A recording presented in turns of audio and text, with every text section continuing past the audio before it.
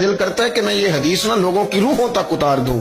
نبی پاک صلی اللہ تعالی علیہ وسلم نے یوں بیٹھے بیٹھے ایک دن صحابہ سے فرمایا یار روز نہ بیٹھے رہا کرو، وقفے سے ملا کرو۔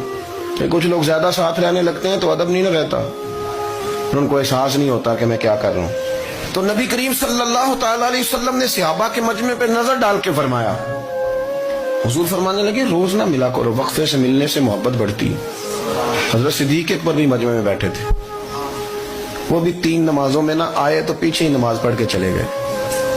ایک روایت ہے عصر مغرب عشاء، اور دوسری جگہ لکھا کہ نہیں ظہر عصر مغرب تھی، پیچھے نماز پڑھی چلے گئے، پھر عصر پڑھی چلے گئے، پھر مغرب پڑھی، اور حضور نے ظہر کے بعد حضرت انس بن مالک سے پوچھا ابو بکر نہیں آئے؟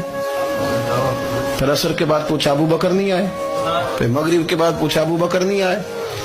تو حضرت انس بن مالک کہتے ہیں میں بھی حیران تھا کہ وہ نماز تو پڑھ کے گئے ہیں، اور حضور کا طریقہ تھا کہ سلام پھیر کے پیچھے دیکھتے تھے، تو حضور نے دیکھ لیا، پھر بھی 3 دفعہ پوچھا کہ وہ آئے نہیں؟ سمجھے میری بات کو؟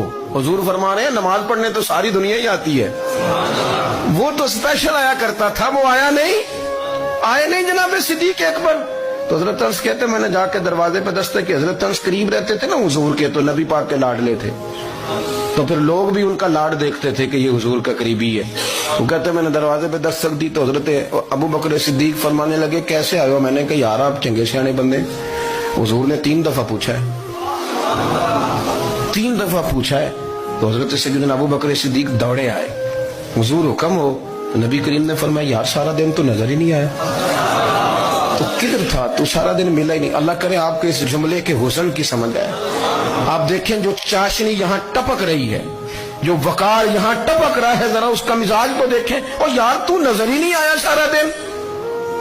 تو حضرت صدیق اکبر کہتے ہیں کوئی بات بھی نہیں تھی پر میں رو پڑا۔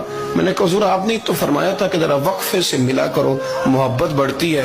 تو حضور فرمانے لگے ابو بکر میں نے کہا تھا پر تجھے تو نہیں نہ کہا تھا، تو کوئی اور تھے جن کو کہا تھا، تجھے تھوڑا کہا تھا، اور اتنے بڑے جملے نہیں ملیں گے۔ رسول کریم فرمانے لگے تو یہیں رہا کر، تو رہتا ہے تو میرا دل لگا رہتا ہے، یہیں رہا کر میرے پاس رہا۔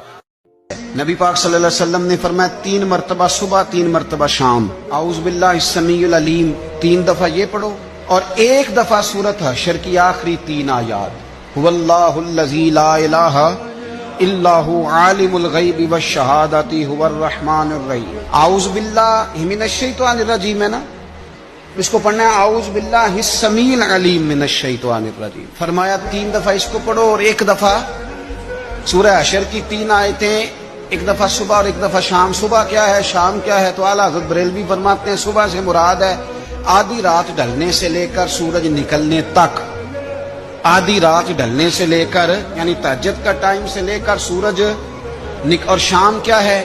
دوپہر ڈھلنے سے لے کر مغرب کی اذان تک، یہ شام ہے۔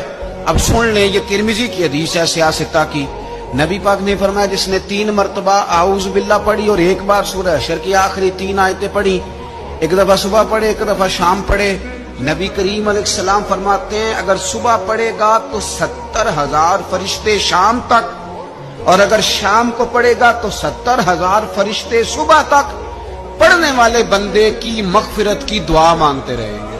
چلے میں تو اس بات پہ بھی بڑا راضی ہوں کہ پہلی دفعہ اہل سنت میں ایسا ہو رہا ہے کہ وظیفہ ملنے پر لوگ نعرے لگا رہے ہیں۔